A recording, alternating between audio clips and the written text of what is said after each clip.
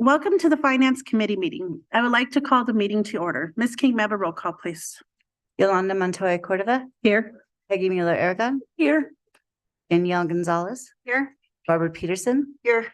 Josefina Dominguez. Here. Courtney Jackson. Here. Crystal Tapia Romero. Here. So our first item for consideration and action is the approval of the November 29, 2023 Finance Committee meeting agenda. May I have a motion, please? I'll move for approval of the November 29th, 2023 Finance Committee meeting agenda. I'll second. Josefina. Thank you. Ms. King, may I have a roll call? Yolanda Montoya Cordova. Yes. Peggy Mueller Aragon. Yes. Danielle Gonzalez. Yes. Barbara Peterson. Yes. Josefina Dominguez. Yes. Courtney Jackson. Yes. Crystal Tapia Romero. Yes.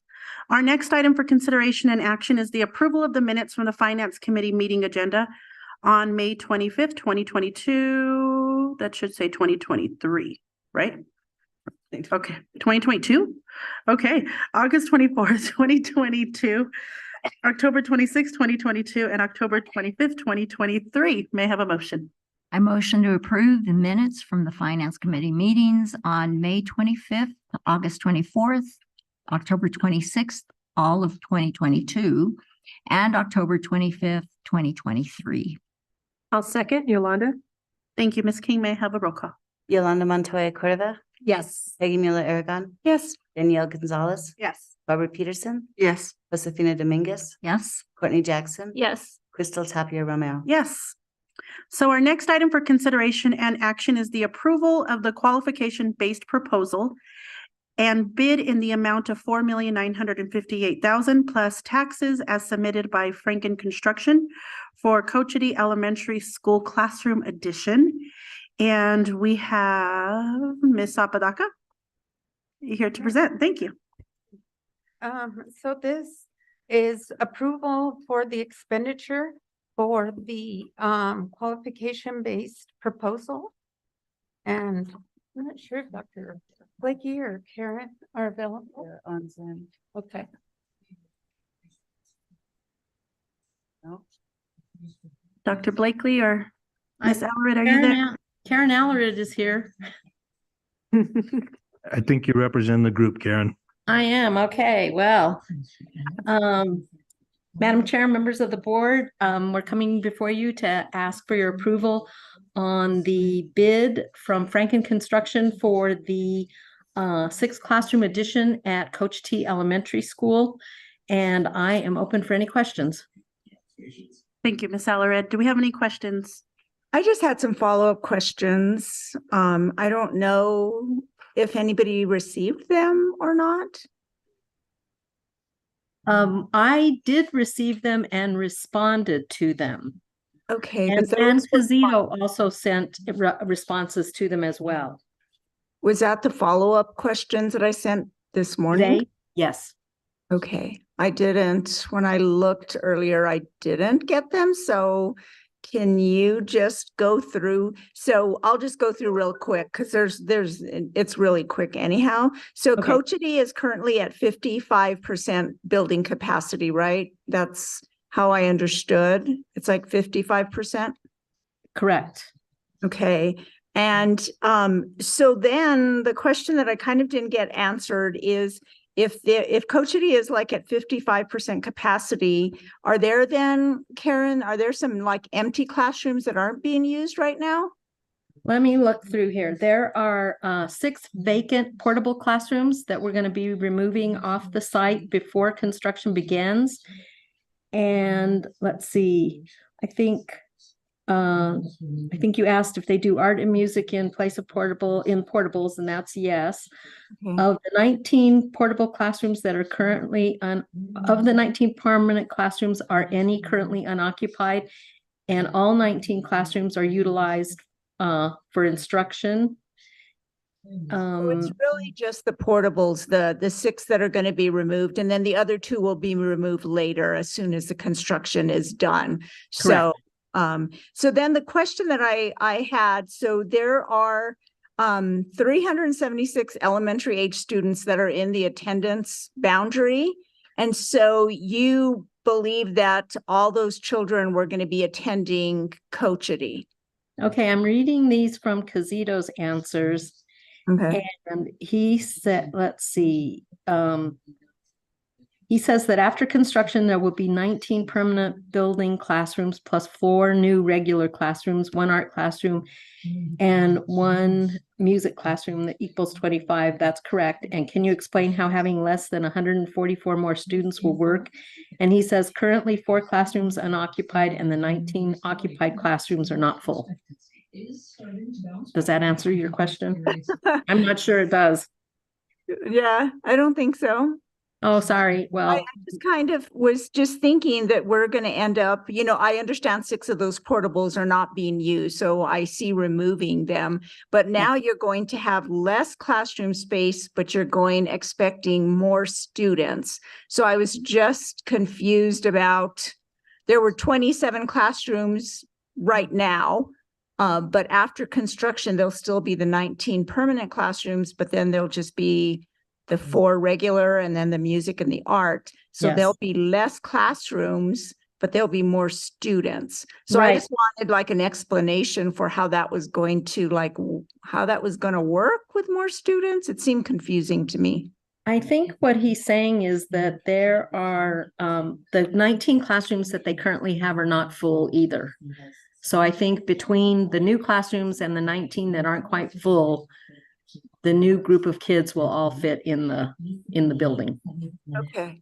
Yeah.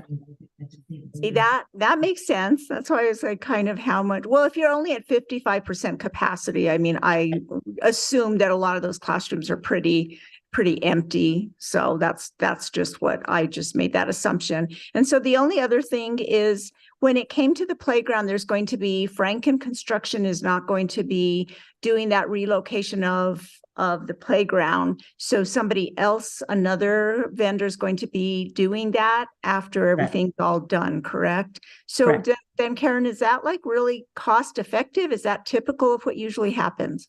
That's typical of what usually happens. And I think we have found over the years that it is cost effective, not so much on the front end with the capital money, but it is on the back end with the risk management side of things.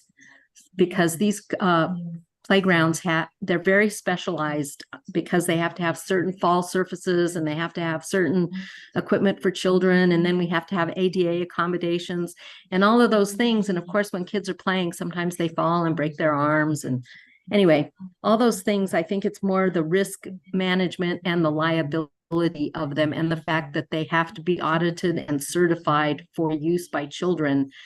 This does become more cost effective in the long run. It may not be immediately on the front end capital costs. Okay. And then I'm just hoping, I know I looked at the numbers for the 20th day and how low we are. So that's also a concern where we thought we were going to be at like 69,000. And I think right now we're at like 65. So then I'm concerned about those, all those kids getting into that school, that they really will be there. So thank you. Thank you, Karen. I know we're just hopeful. Yes. Thank you, Dr. Allred. Any other questions? So I just have a couple questions about the funding and the bid process. So I did see that there was only one company that came in for the bid. So I guess my first question, and I saw your answer that you sent back, that this is kind of becoming de facto, this is what's happening. But my question is it proper? Is it proper for us to continue forward with a project if we did only get one bid? Like, do we have a due diligence to wait until we have 2 or 3 bids so that we can do a comparison? And my question for that is because it came in at $600 a square foot, whereas just a couple months ago, we had like Sierra Vista that was around $400 a square foot. And so I wonder, is this something that we should be pushing forward if we've only had one bidder? Are we doing our due diligence? Yeah, Madam Chair and members of the board, on Sierra Vista, we also only had one bidder. And it's true that that came in at $444 a square foot, but it was 37,000 square feet, almost 38,000. So we get some economy of scale there. This, of course, is a very small, it's 6 classrooms only. There's not even restrooms in there. It's 8,236 square feet. So it would be slightly higher. It's perfectly legal, and I'll let Renette answer more on that, but it's perfectly legal to go to accept a bid from just one bidder. And I did call Franken, and they felt very comfortable with their bid. They feel very comfortable with the timeline. And I'd like to say too that there's several factors that probably caused this to be slightly more expensive, and one of them might have been the short construction timeline, and the scale of it, and there may have been other factors. I think they ended up getting only 2 electrical subs bidding, so they didn't have a lot of choice, but that's a lot better than it's been, because some of the contractors have gotten just 1 sub. So the sub and particularly electrical subs in this industry right now are really tight. There just aren't that many. I heard yesterday that 2 more of the big ones are going to go, they're going to close their doors after they finish the work they've got. So it's just the market, and it's very unfortunate. And I'm hoping for stabilization, but I actually don't think prices are going to go down anytime soon, if ever. Mhm. So, so that was another question I had. You said you felt good about the bid, meaning in the sense that, well, in what sense? Well, in the sense that he had more than 2 bidders on every discipline with the exception of electrical. So that shows that it was competitive. And the other reason that we know it's competitive is there were, I believe, 3 general contractors that pulled plans, and 2 of them, for whatever reason, decided not to bid. But he doesn't know that. So he thinks he's competing against 2 other general contractors. So he wants to be competitive in order to get the job. And then can you just touch one more time on, where the use of the ESSER funds, and how it is an appropriate use of the ESSER funding to use to move forward with this project? Yes. So the ESSER funding, as you know, one of the acceptable uses for ESSER funds was kindergarten. And one of the reasons why is because during COVID, a lot of the parents couldn't get back to work because they didn't have anywhere to put their children. So it took a lot longer for us to get back to normal because they had a lack of care facilities for younger children. So it is an allowable use with ESSER for that reason. And the other thing I'd just like to point out with regard to the ESSER money, and I noticed that Cazito's jumped on, so he may want to add something to this, but the ESSER money is a way for us to leverage our capital dollars. So as you know, as we're talking about right now, how expensive construction has gotten. If we can find alternate sources of money to help leverage the woefully inadequate capital dollars that we have, it allows us to do construction projects like Cochiti. Cazito, did you have anything to add there? Yeah, go ahead. Want me to Sure, go ahead. a little bit on the Like who single bid? Yeah, So that would be single great. bids are allowed under procurement code, but a couple of the things we do is part of our due diligence is to check for response, that they are both responsible and responsive. So there's a number of forms. Oftentimes there's a bid bond that's involved that they have to submit, but there's a number of requirements that they need to meet to even be considered responsive. So there is no legal reason you can't take a single bid, but there's no reason why, if you have, the time and the effort and the desire to go out to bid again. Okay, thank you. You're very welcome. Board Member Jackson, Yes. on the allowability of the ESSER funding, I can confirm that ESSER funding can be used not for straight up construction, but for construction to modify or maintain an existing space. So in this case, they are adapting an existing space to the identified needs. Anything in relation to construction is mandatory to be pre-approved with New Mexico Public Education Department, and it is pre-approved. There is a form that we're filling out. Casito and Karen have always provided us with a lot of justification to ensure that we can get those approvals. So we don't break ground on anything until we get pre-approval on that funding. Okay, and this one has been pre-approved or is in the process of being pre-approved? I'm not certain on that one. Karen, do you know? I believe it has been the project has been pre-approved, and I believe that the construction has been pre-approved too. I think it has. I'm not 100% sure on that yet. Our ESSER compliance specialist is the point of contact that ensures that all the paperwork is in place before we align the budget for construction. Okay, thank you. Those are my questions. Thank you. Any other questions? Yes, I'd like to, so my question isn't so much about this particular project, but just the circumstances, again, where we have one bidder, right? And so how can we, from a system standpoint, looking into the future, how can we impact that? So I started doing some reading and talking to people.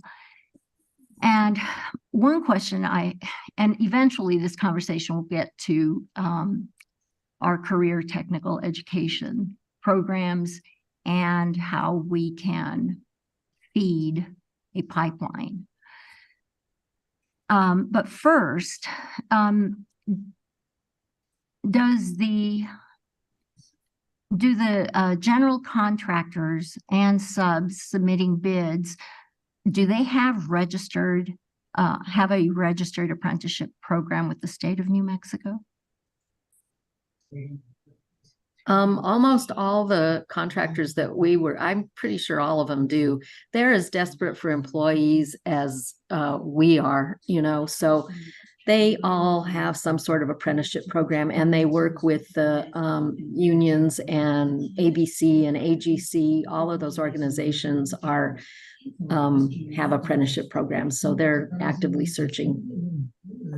And I'd like to add that board members, the issue is not just pipeline for workers, it's retention. Retention of employees is just as big an issue as a pipeline, because we are producing workers. We could produce more workers, but a lot of young people are choosing to leave the state because the amount of jobs out of state in our neighboring states, especially Texas, Colorado, Arizona, they are assured of work into the next 40 months. While over here, you have a job here and a job there, and you don't know whether you'll have another contract once one contract is done. So retention, which has to do with pay, but also has to do with our economic well-being. We need to have a lot more activity economically for us to retain workers.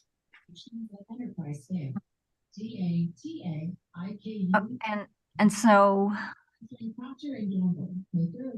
are you all hearing background noise? Yeah. They're like someone else on the line, or Sounds like TV. yeah, is that what it is? Okay. I just wanted to make sure. Okay. So what I've heard from small contractors, and it surprised me that this is a small project and we only had one bid. There's a frustration that something in our system of bids is preventing small contractors from applying. And they cite, and I can only report what I hear. They cite that if they have not made application or received a bid, not quite sure about which of those two or if they're both, after 3 years, they have to start a process over again. And the details of that, I guess I don't want to worry about those details, but what I do want to focus on is there some way we can revisit our system of selection to allow these small contractors to get in the game again? Even if that means, coming together with them to hear their concerns and so that we can work together, because we don't want to pass them up. If there's a possibility that we can increase the number of bids. And so I'm suggesting that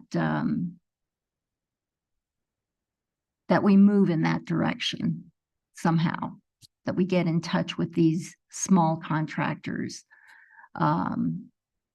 to revisit the selection process. That's all. Thank you. Any other questions related to this topic that weren't already submitted? If not, I'll ask for a motion. I'll move that we approve the sorry.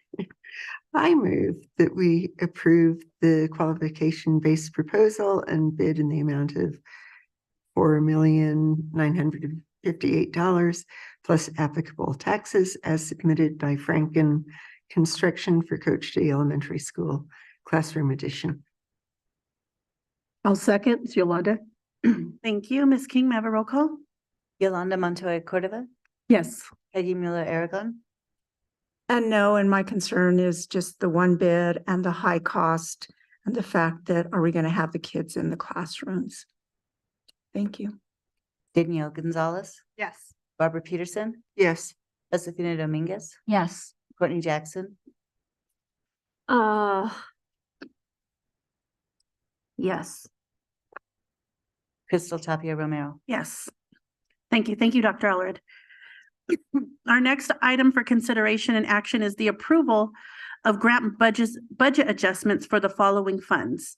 We have environmental STEM pathway, structured literacy and early literacy, and the Native American language and cultural support. And Ms. Marin, you have the floor. Thank you.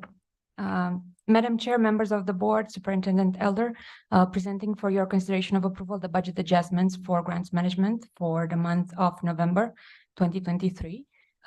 We have 3 grants for your review and approval. One of them is the environmental STEM pathway. It is a 5-year award coming on the tail end of the Engineering the Future award that is meant to continue to support that pathway, ensuring a continuation of the program for the students. We are seeing right here the first year budgeted as available. Then we have the structural literacy and early literacy program. It is a brand new allocation for the fiscal year 2024 to supplement our existing early literacy programs being implemented in the schools. And then we have the Native American language and culture support. It is a salary and benefit support for the native language licensed teachers. Other than that, I did not see anything out of the ordinary, and I stand for questions. Great, thank you. Do we have any questions related to this that haven't been asked? I'll move for approval of grant budget adjustments for the funds that were mentioned, environmental STEM, structured literacy, and the Native American language and culture support. I'll second. This is Peggy. Thank you. Ms. King, may I have a roll call? Yolanda Montoya Cordova, Yes. Peggy Mueller Aragon. Yes. Danielle Gonzalez, Yes. Barbara Peterson, Yes. Josefina Dominguez, Yes. Courtney Jackson, Yes. Crystal Tapia Romero. Yes, thank you. So our next item for consideration and action is the approval of October 2023 interfunction transfers for grant budget. And Ms. Marin, you may continue to have the floor. Thank you. Madam Chair, members of the board, Superintendent Elder, presenting for your consideration of approval the interfunction transfers for grants management for the month of October 2023.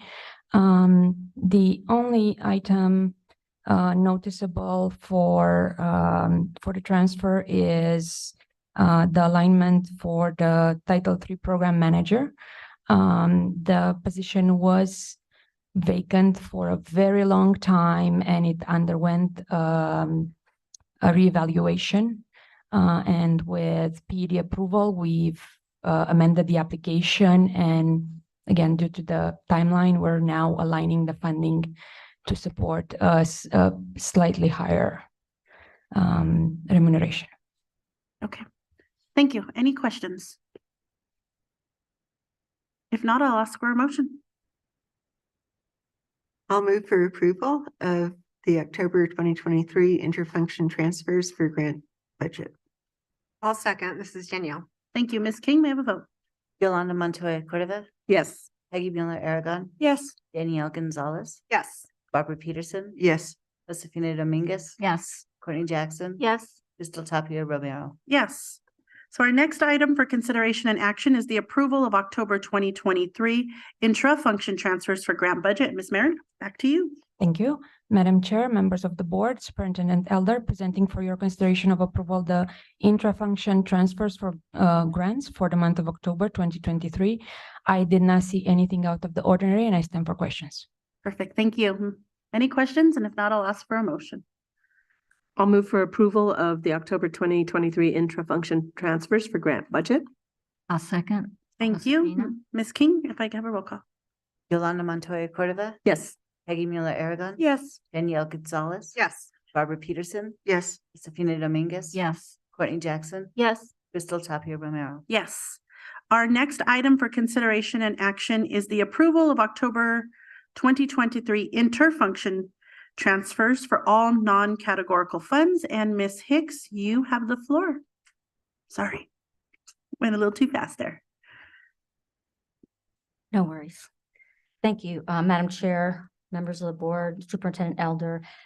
This agenda item requests your approval of 8 interfunction budget transfers with justifications. Of the 8, 3 are related to general ed funds, 3 are at risk. 1 is a mix of general ed and bilingual, and the last one is general department. Can I answer any questions? I like it. Any questions? And if not, I will ask for a motion. I'll move for approval of the October 2023 interfunction transfers for all non-categorical funds. I'll second. This is Josefina. Thank you. Ms. King, may I have a vote? Yolanda Montoya Cordova, Yes. Peggy Mueller Aragon. Yes. Danielle Gonzalez, Yes. Barbara Peterson, Yes. Josefina Dominguez. Yes. Courtney Jackson, Yes. Crystal Tapia Romero. Yes. Our next item for consideration and action is the approval of October 23 intra-function transfers for all non-categorical funds. And Ms. Hicks, back to you. Thank you. Madam Chair, members of the board, Superintendent Elder, this agenda item requests your approval of 33 pages worth of intra-function budget transfers. A large portion of these are related to the class size compliance law. So you probably saw a lot of that, and that's what's making up the bulk of this. Any questions? Thank you. I love your Any questions? explanations. Yes. That's awesome. I'll move for approval of the October 2023 intra-function transfers for all non-categorical funds. I'll second. This is Josefina. Thank you. Ms. King, may I have a vote? Yolanda Montoya Cordova, Yes. Peggy Mueller Aragon. Yes. Danielle Gonzalez, Yes. Barbara Peterson, Yes. Josefina Dominguez. Yes. Courtney Jackson, Yes. Crystal Tapia Romero. Yes. Thank you, Ms. Hicks. Our next item for consideration and action is the approval of statement of equipment to be taken out of service for July 1st through the 31st, 2023. And Mr. Turnbull, you have the floor.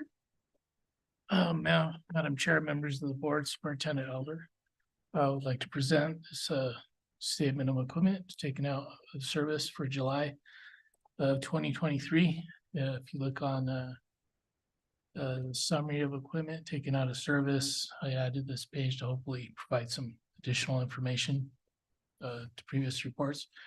So with that, I stand for questions. Perfect. Thank you. Any questions? Love the summary. I was just gonna say that. The summary makes life a whole lot easier, so thank you. Thank you for that. I'll move for approval of statement of equipment to be taken out of service for July 1st to the 31st, 2023. I'll second Yolanda. Thank you, Ms. King. Vote. Yolanda Montoya Cordova, Yes. Peggy Mueller Aragon, Yes. Danielle Gonzalez, Yes. Barbara Peterson, Yes. Josefina Dominguez, Yes. Courtney Jackson, Yes. Crystal Tapia Romero. Yes. So our next item for consideration and action is the approval of statement of portables to be taken out of service for October 1st to the 31st, 2023. And Mr. Turnbull, you have the floor. Madam Chair, members of the board, Superintendent Elder, and this is a statement of portables taken out of service. Looks like 8 portables from Cochiti. With that, I stand for questions. Thank you. Any questions? If not, I'll ask for a motion. I'll move for approval of statement of portables to be taken out of service for October 1st through 31st, 2023. I'll second. This is Barbara. Thank you, Ms. King. May I have a vote?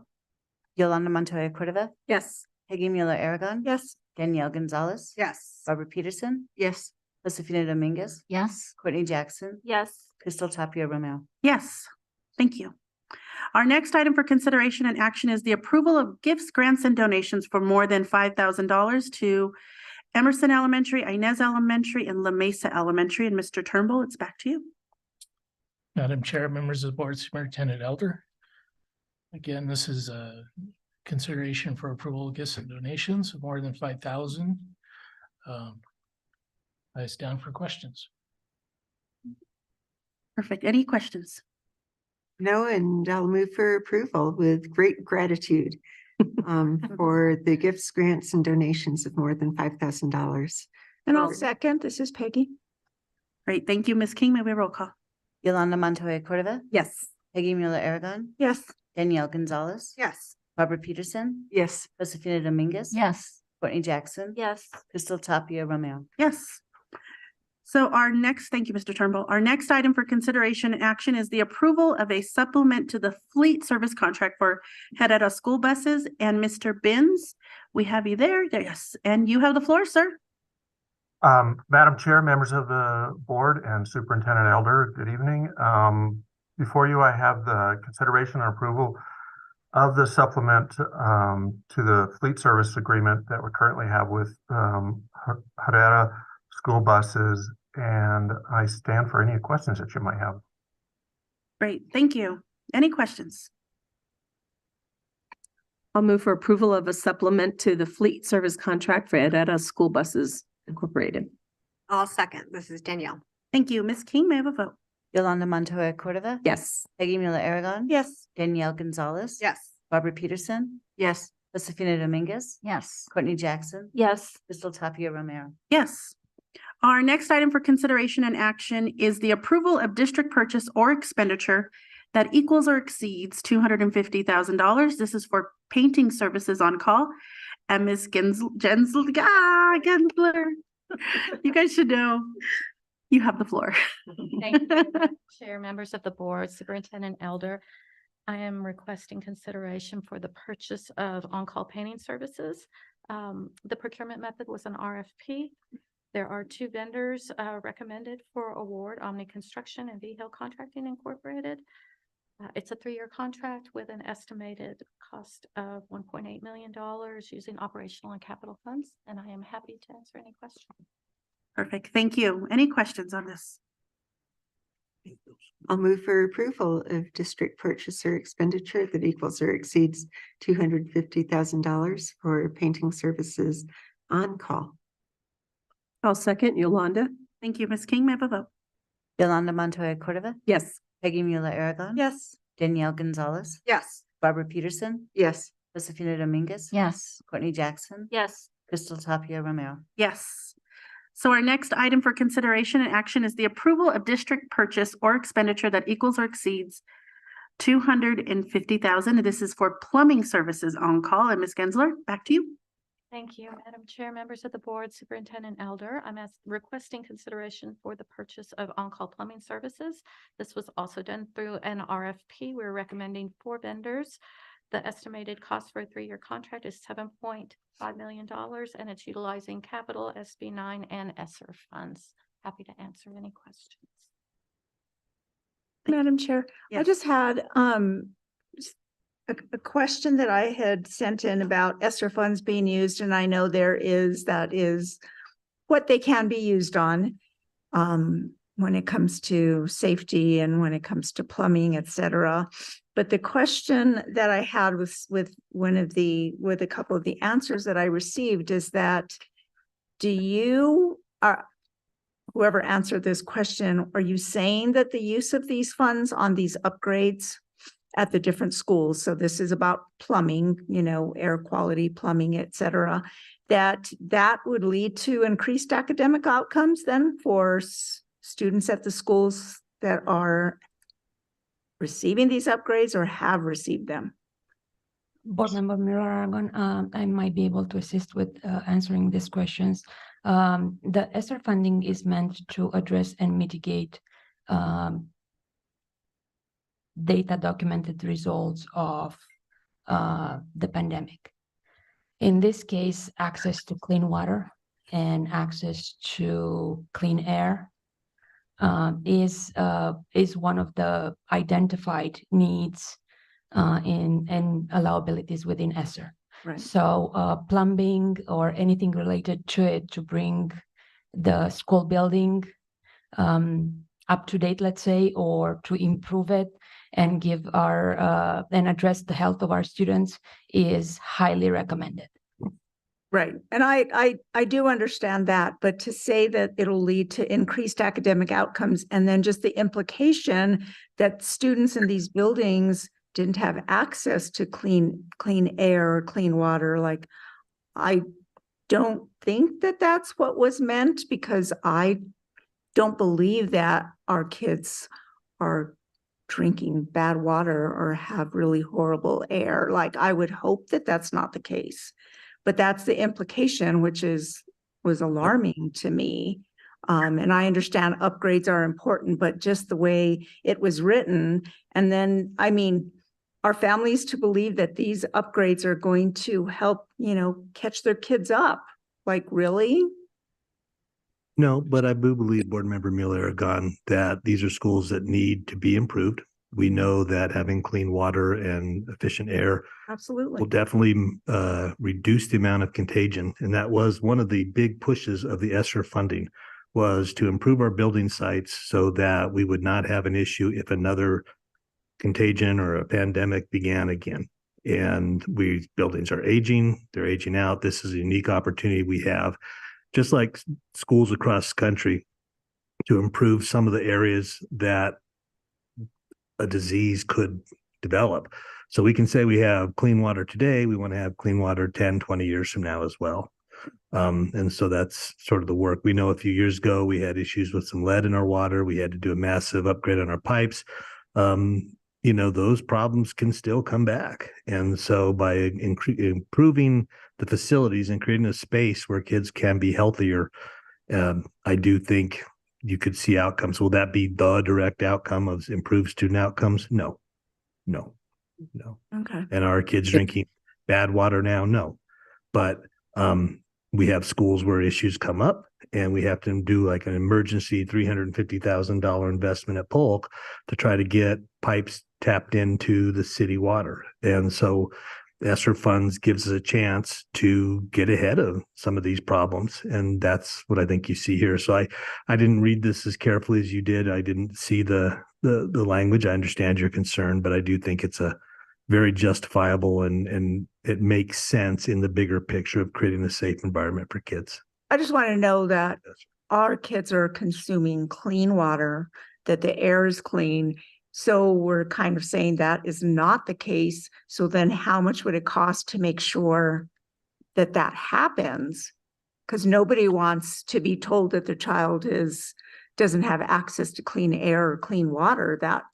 like is frightening to parents. You know, it's frightening to me. So I just want to know what do we have to do to ensure that that's not happening at certain schools?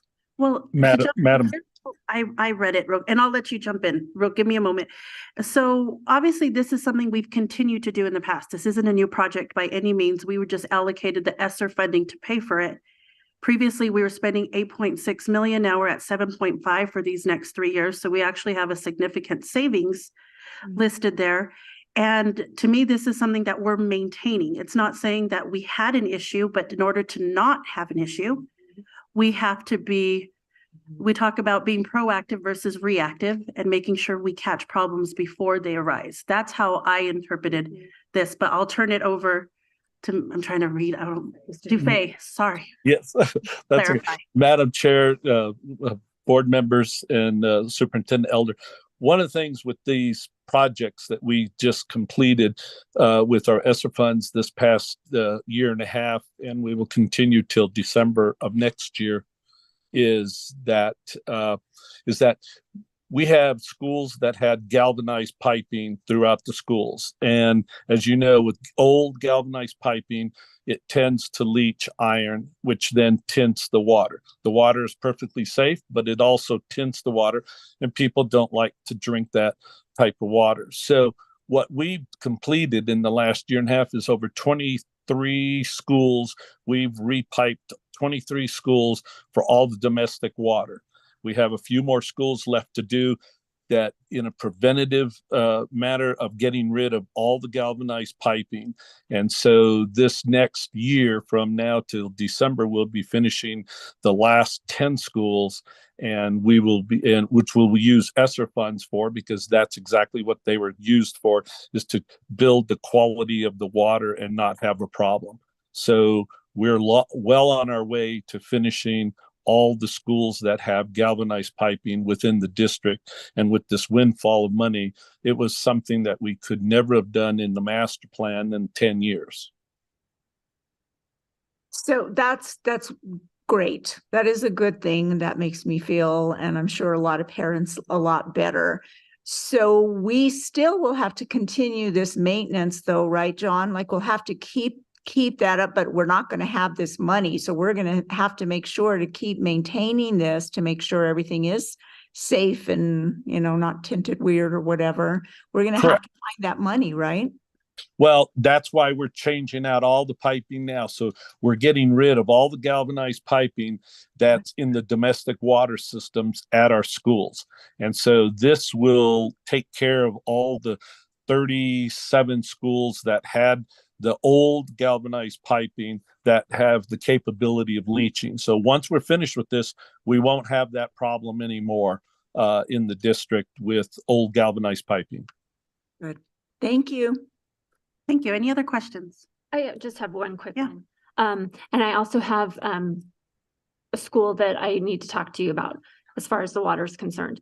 But so you said the estimated purchase for 3 years is 7.5 million using capital, SB9 and ESSER. I'm assuming we're starting with the ESSER first. Yes, we will use. Go ahead. Yes, we will use ESSER funds until we deplete all of our allocation of ESSER funds. Then we'll utilize our SB9 maintenance funds to complete and do any of the other maintenance projects we have. Okay, so about 10% is coming from ESSER funds. That's that will be left. What's left from the projects that are already on the board and queued up that we're doing, that are in progress now. Okay. Okay, thank you. Thank you. Any other questions? I'll move for approval of district purchase or expenditure that equals or exceeds 250,000 for plumbing services on call. I'll second. This is Josefina. Thank you. Ms. King, may I have a roll call? Yolanda Montoya Cordova. Yes. Peggy Mueller Aragon. Yes. Danielle Gonzalez. Yes. Barbara Peterson. Yes. Josefina Dominguez. Yes. Courtney Jackson. Yes. Crystal Tapia Romero. Yes. So our next item for consideration and action is the approval of district purchase or expenditure that equals or exceeds $250,000. This is for data quality software services. And Ms. Gensler, back to you. Thank you, Madam Chair, members of the board. Superintendent Elder, I'm requesting consideration for approval of the purchase of data quality software services. This is the procurement method is utilizing a cooperative, and it is an estimated purchase of $901,460.65 for a 5-year contract utilizing operational funds. I'm happy to answer any questions. Thank you. Any questions associated with this item? If not, I'll ask for a motion. I'll move for approval of district purchase or expenditure that equals or exceeds $250,000 for data quality software services. I'll second. This is Josefina. Thank you. Ms. King, may I have a roll call? Yolanda Montoya Cordova, Yes. Peggy Mueller Aragon. Yes. Danielle Gonzalez, Yes. Barbara Peterson, Yes. Josefina Dominguez, Yes. Bernie Jackson, Yes. Crystal Tapia Romero. Yes. So our next item for consideration and action is the approval of October 2023 cash disbursements. And Ms. Gensler, finally our item. Here we go. Thank you, Madam Chair, members of the board. Superintendent Elder, I'm requesting approval of the October 2023 cash disbursements. And with that, I'm happy to answer any questions. Thank you. Any questions? Ask for a motion. I'll move for approval of the October 2023 cash disbursements. I'll second. This is Josefina. Thank you. Ms. King, may I have a vote? Yolanda Montoya Cordova, Yes. Peggy Mueller Aragon. Yes. Danielle Gonzalez, Yes. Barbara Peterson, Yes. Josefina Dominguez, Yes. Bernie Jackson, Yes. Tapia Romero. Yes. Thank you. Thank you. Our next item for discussion is an update on the district's investment program for first quarter FY 2024. And Mr. Turnbull, bringing you back to the table here. You have the floor, sir.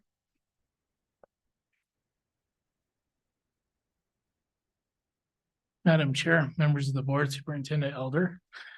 This is a quarterly investment report for the period of July 1st, 2023 through September 30th, 2023. As you page through the report, you will note market commentary and information on market rates. The summary overview provides a breakdown of asset class. We have 34% in the Invesco Money Market Fund, 39% in U.S. Treasury and agency bonds, and 27% in the local government investment pool.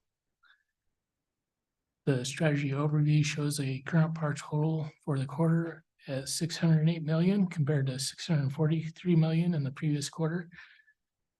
Current money market funds are at $367 million as compared to $432 million last quarter. Current treasury investments are at $241 million this quarter as compared to $211 million last quarter. Interest earnings this quarter were at approximately $5 million as compared to $7 million last quarter. And the rest of the report covers the compliance information and specific details on holdings. I now stand for questions. Awesome. Thank you. Any questions about his presentation? If not, I'll ask for a motion. It's just an update. Just an update, disregard. Thank you, Mr. Turnbull. Thank you, thank you. So our next item for discussion is an update on the fiscal year 2024 budget. And do I have Ms. Montoya or is it our Ms. Hicks? There you go. You have the floor. Thank you. Madam Chair, members of the board, Superintendent Elder, we're pleased to share a monthly update on the 2024 and the 2025 budget. So I'm going to ask for the next page, please. So in this presentation, we're going to give you an update on the FY24 operational budget in terms of the timeline and where we're at and what we're doing. We're also going to take a look at expenses, budget versus actual. We're also going to take a look at 20-day enrollment for the current year as it unfortunately continues to decline. We're also going to share some historical information around birth rates because that has a large impact on enrollment and therefore on revenue. We're also going to look at an SEG trend, a revenue trend with some projections for 24 and 25, and then we're also going to do an ESSER update. Next page, please. Okay, so for the FY 24 operational budget update, we're here on the upper left in November, and we have begun to prepare financial assumptions for next year. Next page, please. Thank you. On this page, the takeaway is going to be that we have an adjusted budget in expenditures on the operational fund only of $923.6 million. We have spent to date $272.9 million, which is about 30%. We've encumbered another 61% at 564.7, which leaves us with a balance of 86 million or 9%. Next page, please. Wow, that's good. Yeah.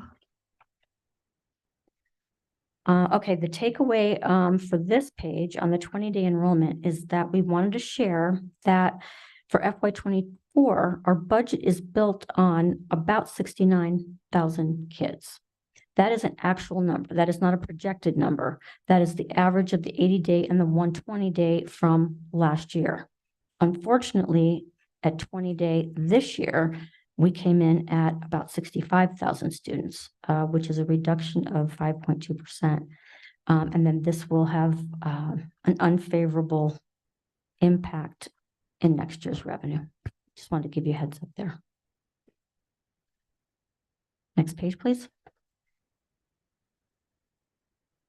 So the takeaway on this slide is pretty evident, right? So from 2007 to 2020, birth rates have plummeted dramatically. And we also wanted to show on the next page that the local birth rate mirrors the national birth rate. And if you look at the same time frame, right? So from 2007, we had about 97 and 88 live births. But then when you get to the end of the graph in 2022, we had 65, 68. That is a dramatic decline. It's almost 33%. And so again, that has an unfavorable impact to kinder enrollment that is not just for 1 year, right? It continues as those kids go from grade to grade. And that will also translate into a revenue decline going forward. Next page, please. So on this page, we're looking at an enrollment trend from 2013 to 2025. And I think you've seen this graph before. What's different this time is that we're projecting the enrollment for the rest of the year as well as 2025. This is just a first stab. This is not written in stone. This is just what we're looking at today, and we will continue to monitor and update this. Thank you. Next page, please. Now on this page, there's a lot of information, but what we're really looking at is an SEG revenue trend. So in 22, we were at 719 million as a final funded. That's at the bottom in the second column, or I'm sorry, it's 1, 2, 3, third column.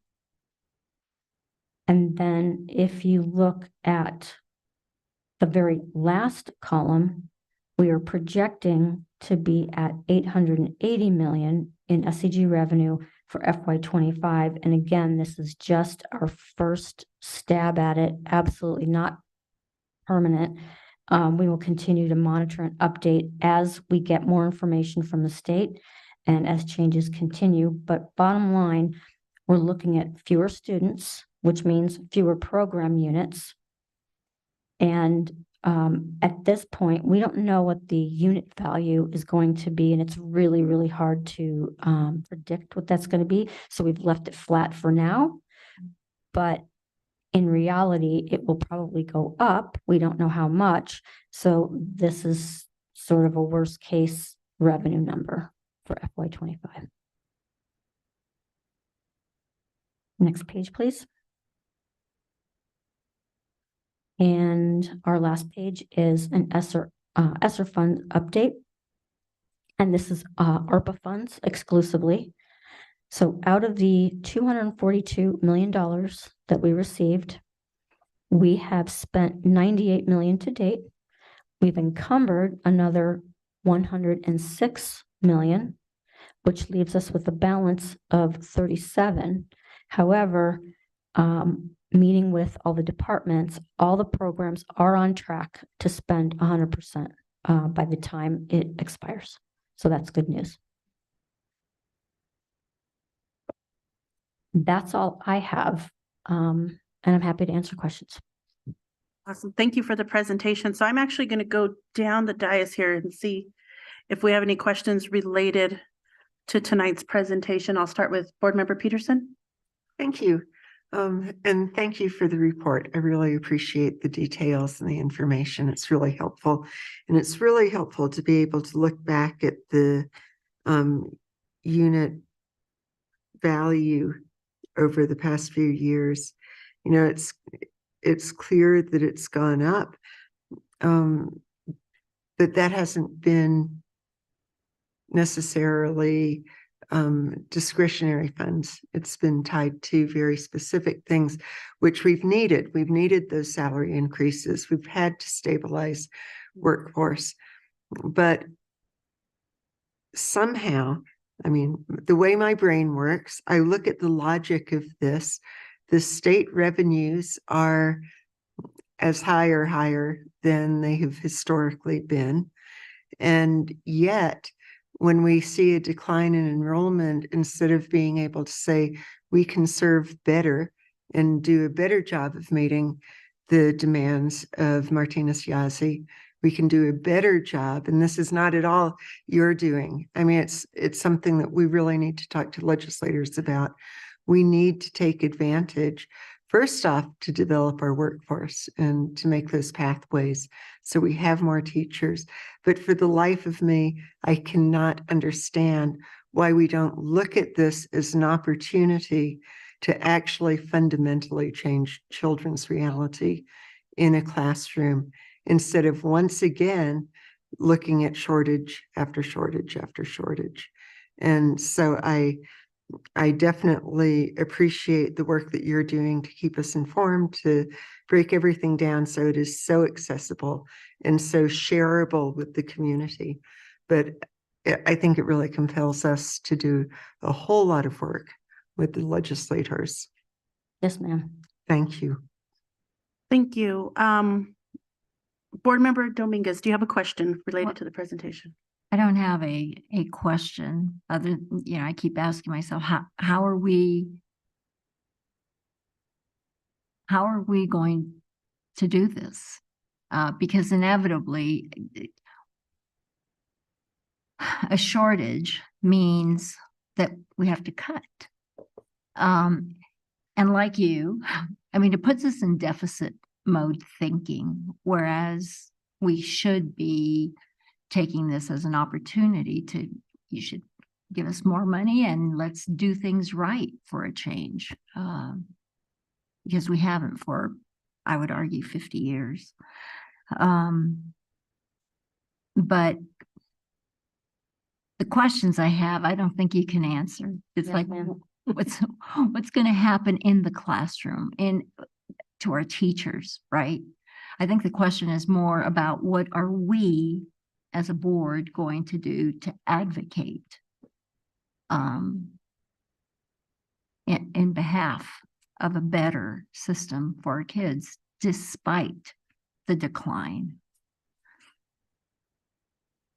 Thank you. Board Member Gonzalez. Yeah, I have a question for Ms. Zavaleta. It's essentially, what changes might we anticipate in terms of the budgeting process, given this information, and perhaps Ms. Hicks also, but obviously we have the ERS pilot, and there's the process of mid-year department reviews. And so what might we anticipate in terms of, the next couple of months budget presentations, and to be able to foresee how your team is going to be anticipating and responding to this data? Thank you so much for the question. Board Member Madam Chair and Superintendent Elder, you're correct. We're working with ERS on student-based budgeting. And there's two parts to it. One of it is the how much, and the other one is the how well.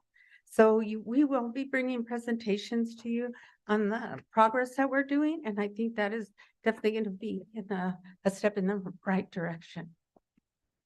Thank you. Great. Thank you, President Montoya Cordova. And I guess as we get ready to do all of that work and we're doing this, I hear the decline enrollment.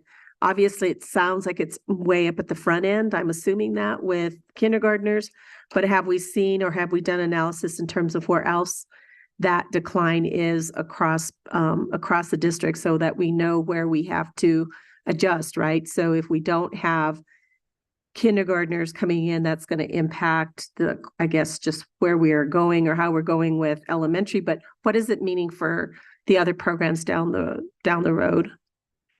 Or I guess just the other grades? Have we done a root cause and just an analysis of just where those?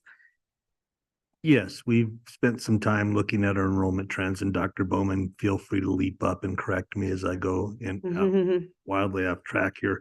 It's nothing you haven't heard before. The birth rate obviously impacts the kindergartners, which then moves on grade after grade after grade.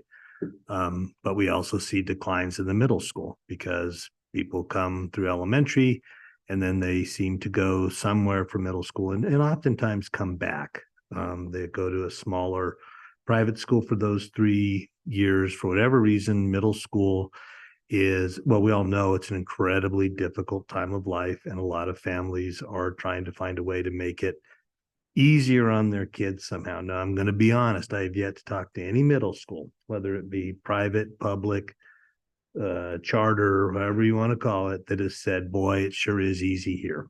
These middle school kids just all get along and nobody picks on anybody. And, it's middle school. But there are families that are definitely making the choice to not attend some of our middle schools.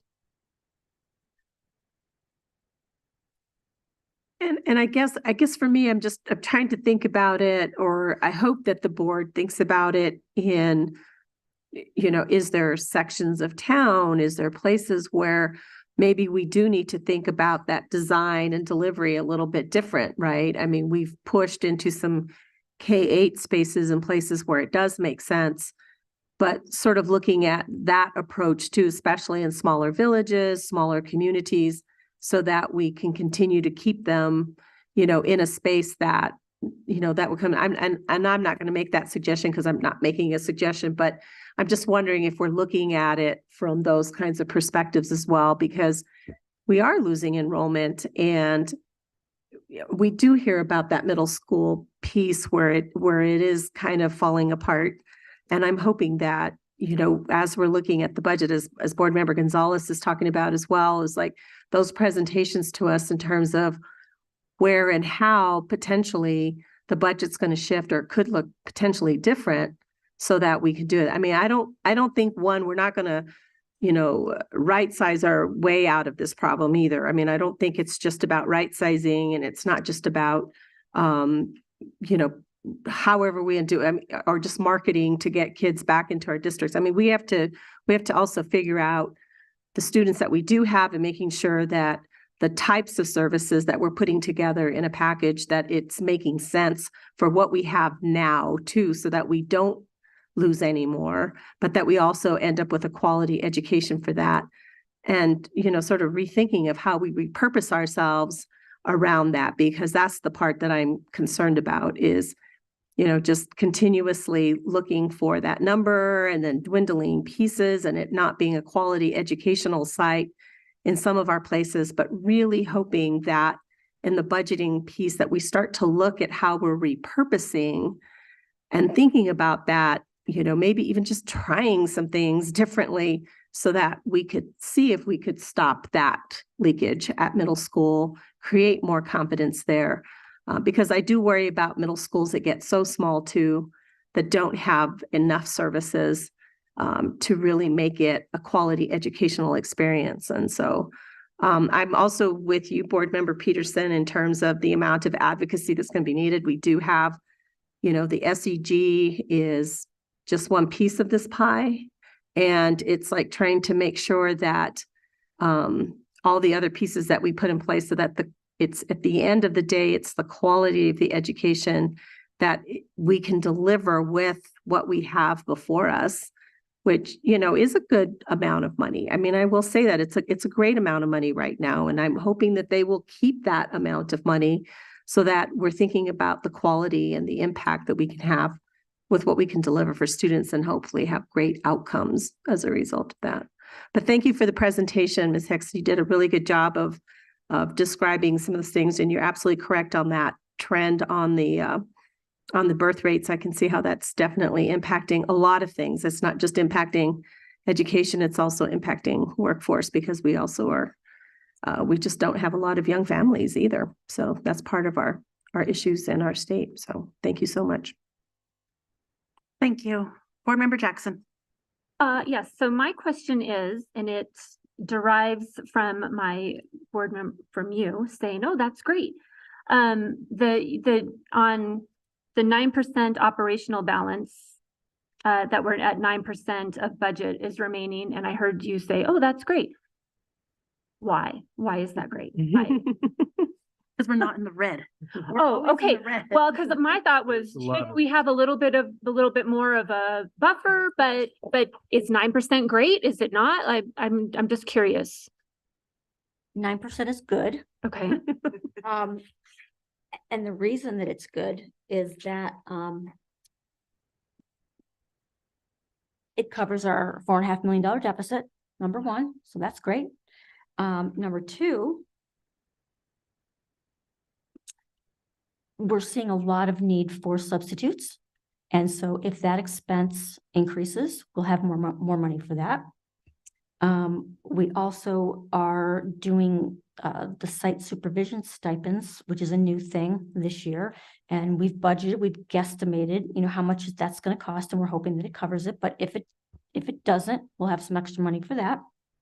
Another reason that it's good, and I think this has a little bit to do with what you guys were talking about is, you know, can we do something right for once? We can always use this money to build cash for future uses. So we can use it to soften the ESSER cliff. And we can also, going back to the student-based budgeting, we can set aside funds to hold some schools harmless for a year, 2 years, if they're going to have to lower their budgets. And then, you know, they're not going, let's say we have to cut a school budget by $1 million. It's not, you know, we're not cutting them off at the knees. You know, maybe we do it in 2-year increments. Yeah. So that's why it's good. There's even more along those lines. Sorry, I was writing down my notes because I always forget halfway through when it's Miss Jackson. So I apologize. I do the same thing. It's fine. Yeah. So we actually have cash reserves as well. And if we can get those up to 10%, our bond rating improves. I mean, the bond raters say it every time. Better bond rating means better rates. And we save a lot of money in terms of our capital projects. It's a significant saving. Two, oftentimes PED falls behind in their reimbursements to us.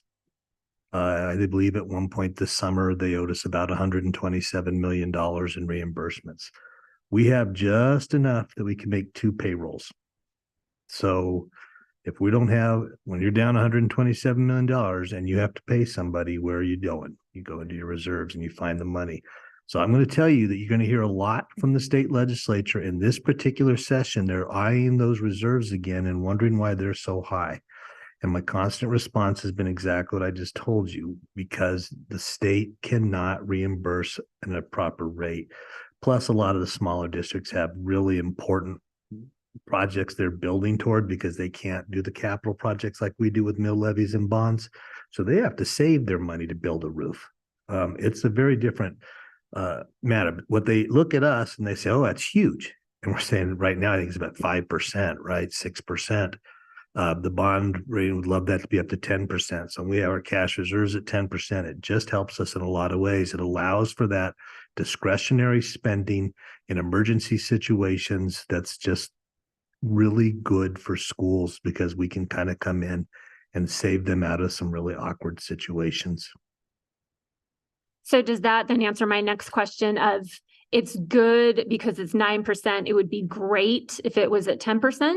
Is that like, Yeah, is there's the a sweet certain spot level you want to 10%? have. I think 10%, and again, the budget people will give you their answer, right? I'm the educator. All right. I like to spend money. They like to save money. They'd like to have more back there. I'd like to spend more, but that's just the give and pull that we have between operations and finance. That's their job, is to make sure I don't go crazy and spend all the cash reserves. Because I try to sometimes, and they have to fight with me a little bit. But yeah, more would be better, but 9%, that's one of the higher numbers I've heard in a while, actually. So I think we're in pretty good shape. I think these guys have done a good job. Yeah, we've been around 7%. So 9 is good. 7% is good. Okay, fantastic. Now I have a comment, if that's okay. I am not freaking out about lower revenues. I mean, we've been here before, right? I mean, probably 10 years ago, probably 20 years ago, we had a lot more students, and I can look at the budget, a lower budget. And quite frankly, more money is not equating to better outcomes.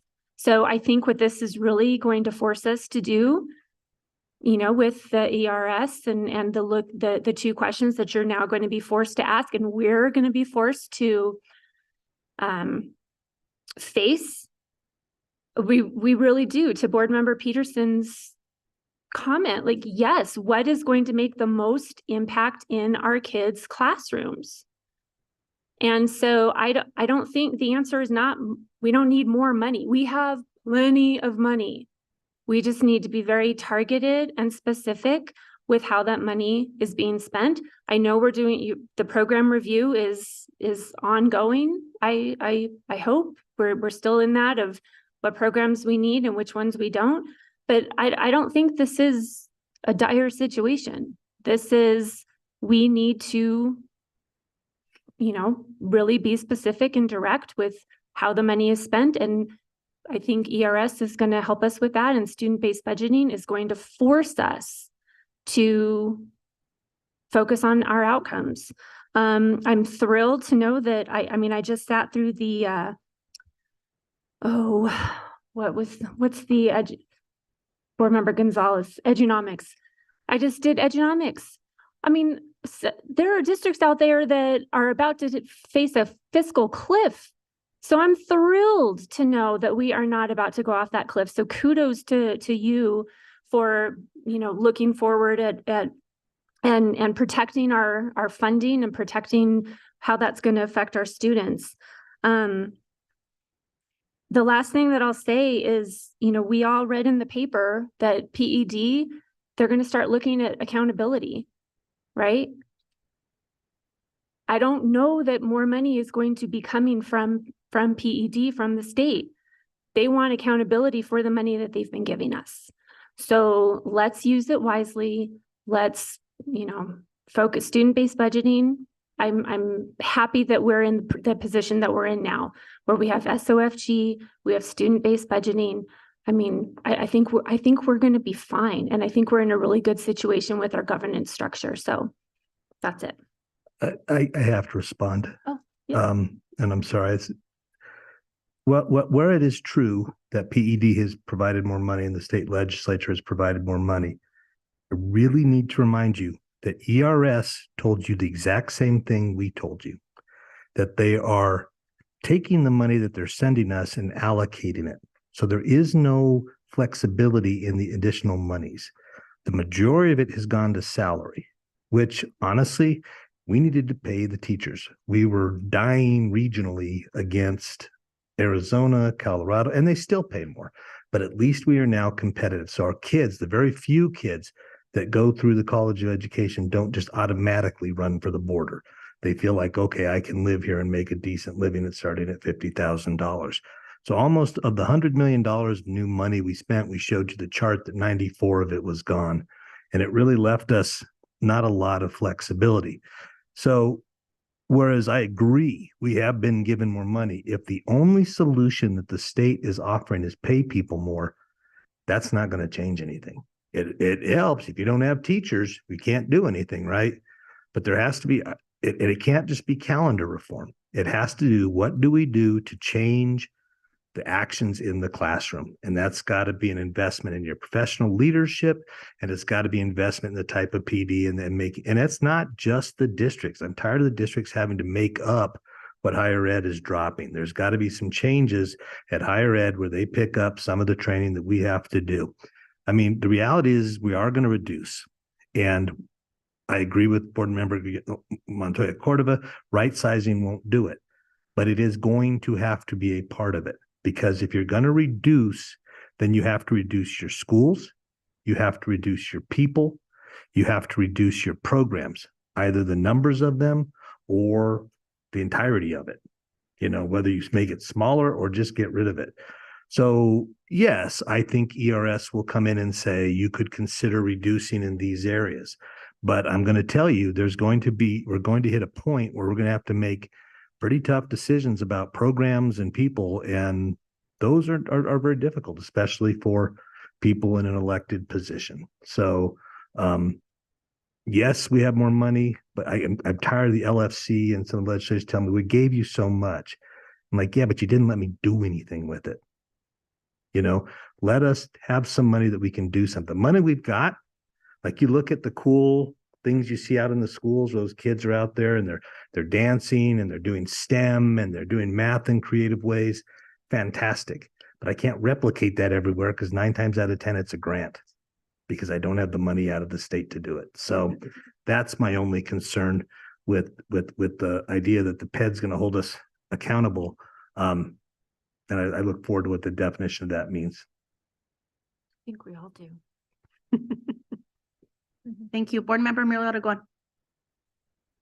So I know because you all have talked about the ESSER cliff and declining enrollment, so I know you were prepared for this. This is not coming as a shock to anyone. Perhaps the shock is how the declining enrollment went down so much. And I think that when I first got on the board and, got elected in February of 2015, and we had about 86,000 students. And now we're down, in less than 9 years, we're down like 20,000 students. Now, I don't think that we anticipated it would be like that. I just remember the CFO back then saying, oh yeah, we anticipate losing 500 or 600 students. And then it kind of went up. Then it went to like, I think 1,200, and we stayed there for a while and didn't ever anticipate that this would happen. So I think this is just more than what we thought. And right sizing too, you can't, that's not going to solve all the problems either, but it's obviously going to have to be, part of the recipe also.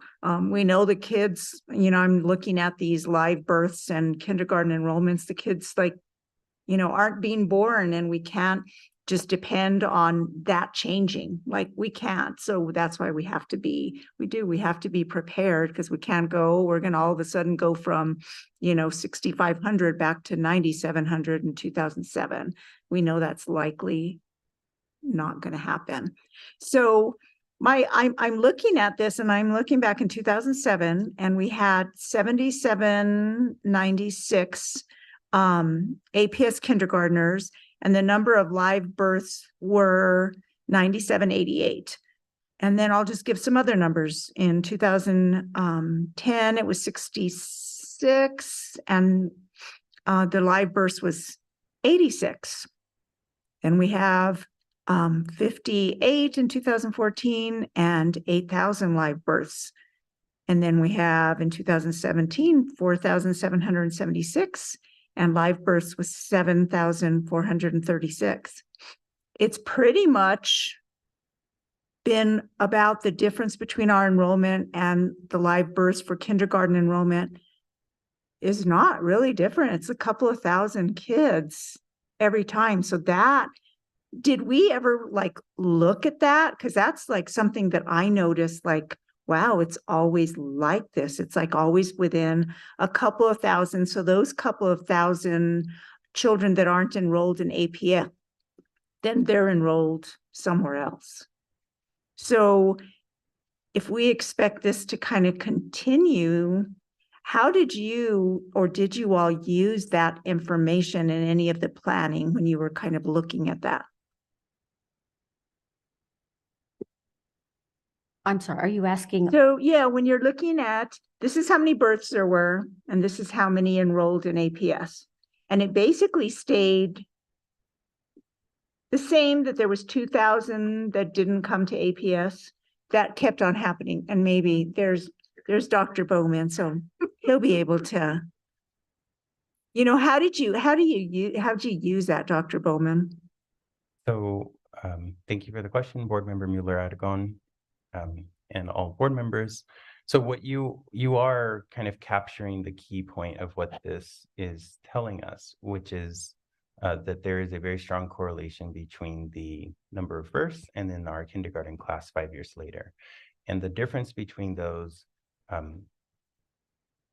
is, so we don't know who those kids are or where they are, but you can think of it as to what extent do those kids who are born go to school elsewhere? So maybe perhaps this is the rough number of kindergarten seats available in private and parochial schools or homeschool or other methods. And it looks like, according to this graph, it looks like those numbers are staying fairly constant.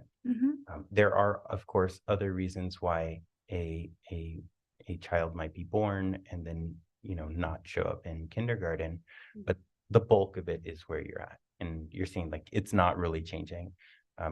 Things I would be looking for that number to change is schools that serve kindergarten closing. News stories about schools closing, that like private schools or parochial schools closing down their schools. I haven't seen a number of those stories, and so you can just kind of say like that number is the same. And the public schools, APS particularly, are seeing the decline from the birth rate. And in terms of planning, kind of as you pointed out, you can't get from 90,000 students to 60,000 students in 1 year, and you can't go back the other way around because students are with us for 13 years, right? And so this decline is kind of already baked in, with the exception of having a substantial change in the number of students or parents with school-age children who immigrate into the state or exit. So that's how you have students. They're born, or they move in, or they move out. And you can look at the census numbers. New Mexico has been fairly stable with respect to move in and move out as on a percentage basis. And so what we have is our natural rate of students. Right. And that's kind of the planning. It is, if you look out more years, you can kind of see what our enrollment is. Now, what's really good, and I think Ms. Hicks and Zapodaca have mentioned, is that our funding comes from the state and we get funded, the year later. So this entire declining enrollment time, our budget is a little bit nicer than if our enrollment was flat, because we're funded on this many kids and then we have fewer, and then we're funded on this many and then we have fewer. And that's going to continue as long as our enrollment is dropping. I think our challenges are going to be, If it goes up. if our enrollment increases or if it even stays the same, then we'll have a substantial impact on our operational fairly quickly. And I don't know, Dr. Bowman, if you know this, I know you like all this stuff, but when you're looking at like 20,000 less students than there were 8-9 years ago, can you figure out with any algorithm what maybe the next 8 years might look like? Do you think that it will end up stabilizing or it'll pretty much stay So declining? thank you for the question. So obviously I Oh, can't no. predict the future. Oh, I wish you could. However, we don't have to predict the future to know what those numbers are going to be, because the students that are going to be in kindergarten Are going to be here in for the 5 next. years from now have already been born. So There, we're you can- okay there. This graph, I don't know if this is the particular one that, yes, it does. So we know there was a very tiny uptick in life births in 2022. So 5 years from now, we should see a little bit of an uptick there. Mhm. But that's 5 years from now. So for the next 5 years, the incoming kinder classes are going to be dropping a little bit. And then we also know, because those students are already with us, that we already have this whole slope of drops. Mhm. And so our enrollment's going to still decline over the next 8 years. That makes sense. Thank you. Thank you. You're So, welcome. thank you for the presentation. I've always, appreciate the depths that you guys go into explaining this, so it was helpful. Thank you. So our next item is I'm going to give you a brief report on what we've been working on as a whole with the ad hoc budget committee. So we have one meeting left that we are going to wrap it up. And some of the changes that you are going to see and you already saw for tonight, for example, I don't know if you caught on, was some of the summaries.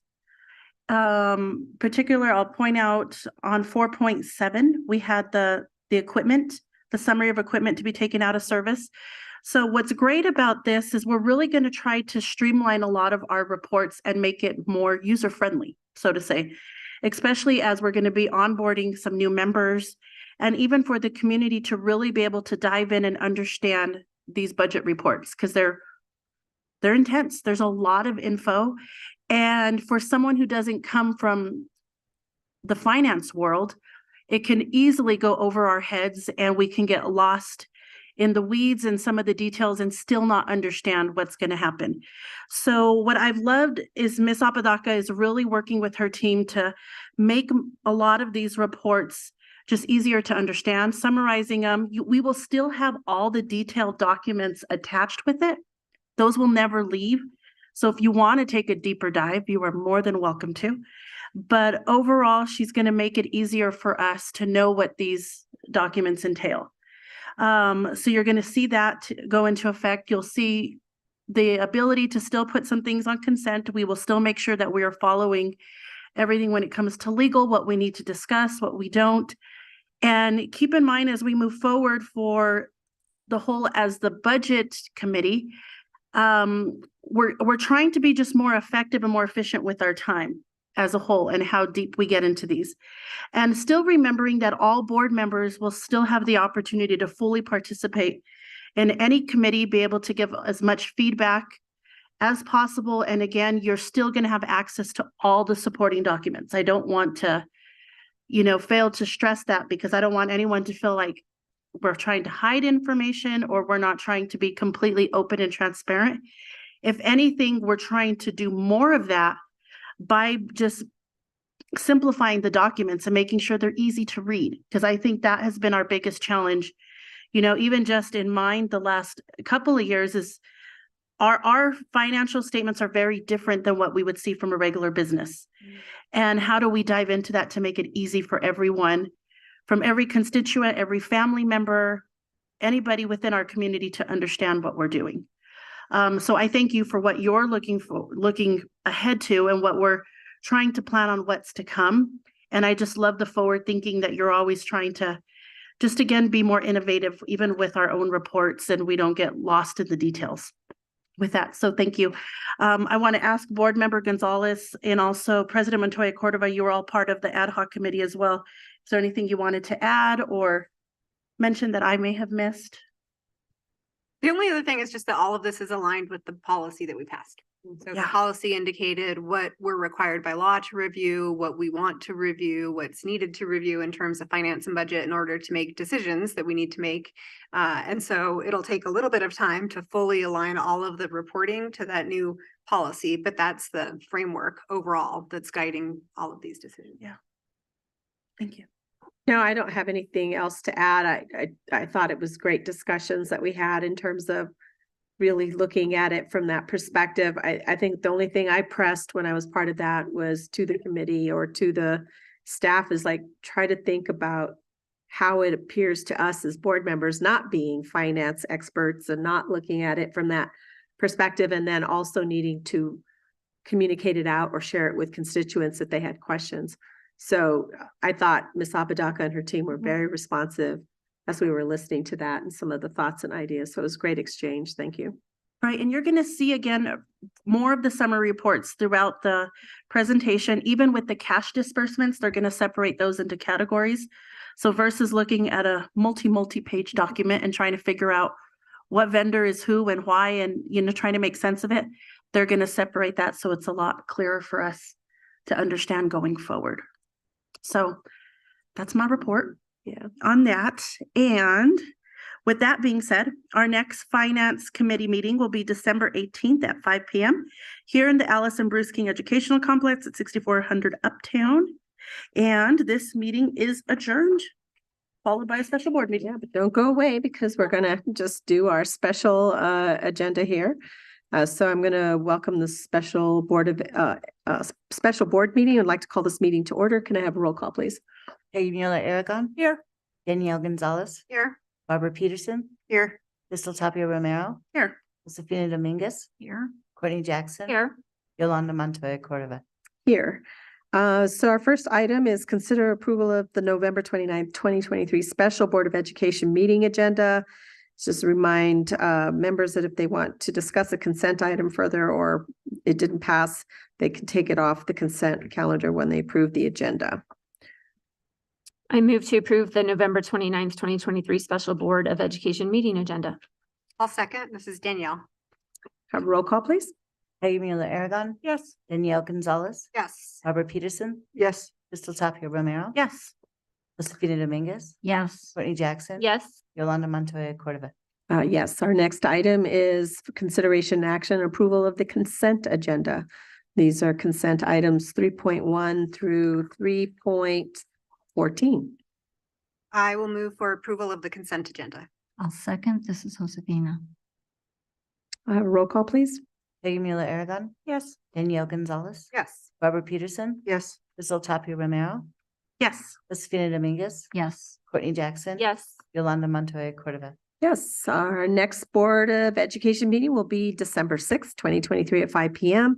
And the special Board of Education meeting will be on December 13th, 2023 at 10 a.m. And the meetings will be held here in the Allison Bruce King Educational Complex. And with that, we are adjourned. Thank you.